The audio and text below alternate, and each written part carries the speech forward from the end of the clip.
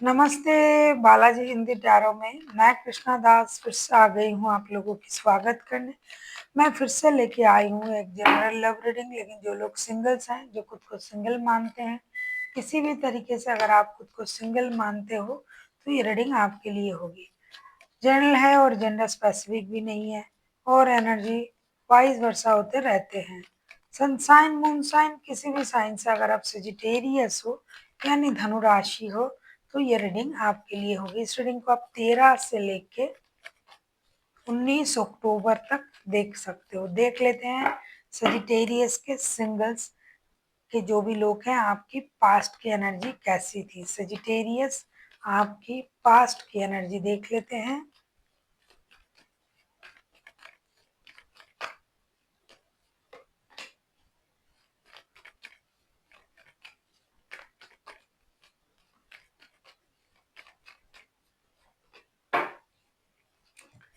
ऐसा लगता है पास्ट में आप किसी रिश्ते में थे, ये दिखाई दे भी रहा है। Page of cups, justice and seven of swords, किसी ने आपको धोखा भी दिया है, आपको उनसे जस्टिस भी चाहिए। आप लोगों का हो सकता है पास्ट में लीगल बैटल भी चल रहा था, तो आपने बच्चों के लिए हो सकता है रिश्ता जुड़ने के बारे में सोचा, उनसे ये कहा कि रिश्ता जुड़ जाए, बच्चे हैं, बच्चे की वजह से रिश्ते को जुड़ना चाहिए, लेकिन उन्होंने हो सकता है आपकी कोई भी बात ना मानी हो या फिर आप से चीजें छुपा के वो आपको धोखा दे के चला गया हो, लेकिन बच्चे की वजह से आप फिर से उस रिश्ते में जुड़ना चाहते थे और आप खुद के लिए जस्टिस का जो लीगल बैटल है आपने वो भी लड़ी होगी और अपने रिश्ते को दोबारा पाने की कोशिश भी की होगी। आपने यूनिवर्स से मदद मांगना, लीगल बैटल करना, ये सब कुछ आपने किया और पास्ट में आपने हो सकता है खुद के लिए जस्टिस भी हासिल की या नहीं कर पाए। देख लेते हैं प्रेजेंट की आपकी एनर्जी कैसी है। सेजिटेरियस, आप किसी लिब्रा के साथ डील कर सकते हो।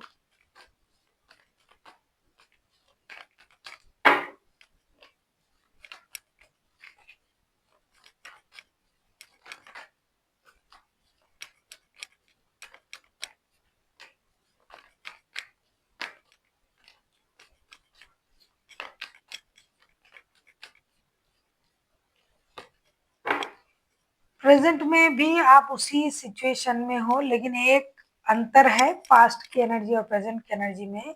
The empress, four of cups and the hangman के कार्ड आए हैं। पास्ट में आप जिस तरीके से परेशान रहते थे, दुखी रहते थे, अब उस तरीके से रहते हो लेकिन दिखाते नहीं हो।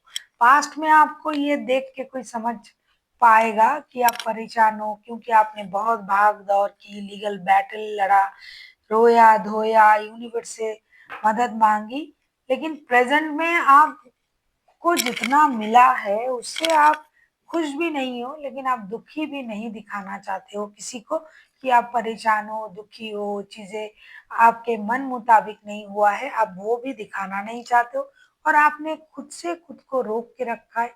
स्पिरिचुअली आप कनेक्ट करना चाहते हो स्पिरिट के साथ। आपको ये लग रहा है कि बहुत ज़्यादा रोना-धोना करने से अच्छा है अपने आप को बदल डालूँ, अपने बारे में सोचूँ, अपना ख़्याल रखूँ और जो है मन ही मन चीज़ों को आप मैनिफेस्ट भी कर रहे हो कि रिश्ता फिर से जुड़ जाए, पास्ट पर्सन आ जाए, वो मेरे से बात करे, कम से कम बच्चों के लिए रिलेशन में फिर से आए और ये सब सोच के आपने खुद को रोक के रखा है कि देखते हैं क्या होता है। खुद से आपने जो कोशिश करना था वो तो आपने कर लिया, लेकिन उससे काम नहीं हुआ, तो अभी आप सोच रहे हो ठीक है मैं अब इंतजार करके देखूंगा या देखूंगी कि होता क्या है। देख लेते हैं पास्ट से क्या कोई आपकी लाइफ में आ रहा है इन दिनों। अगर आपको रीडिंग अच्छी लगे चैनल को सब्सक्राइब कर दीजिएगा, लाइक शेयर एंड कमेंट करना ना भूलिए। पर्सनल रीडिंग चाहिए तो डिस्क्रिप्शन बॉक्स में डिटेल्स है, आप उसे पढ़ के कॉन्टैक्ट कर सकते हो।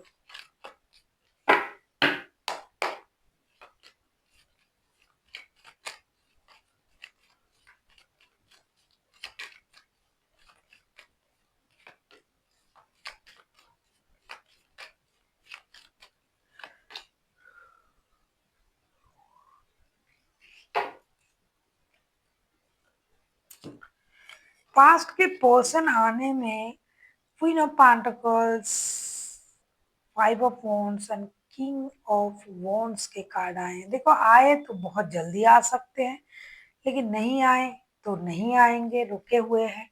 आने का चांसेस उतना ज़्यादा मुझे दिखाई नहीं दे रहा है।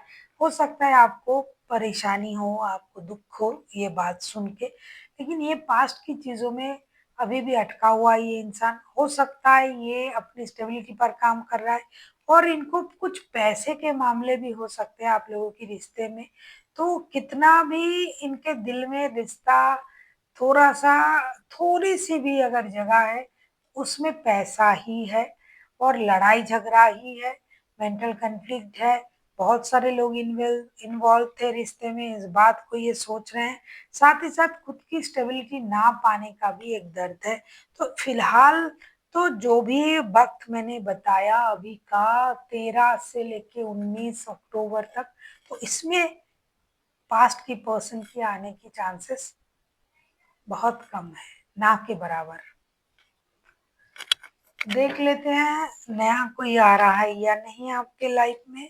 अगर आप किसी नए पर्सन को मैनिफेस्ट कर रहे हो, सजिटेरियस, जो भी लोग नए पर्सन को मैनिफेस्ट कर रहे हैं, क्या नया कोई आ रहा है?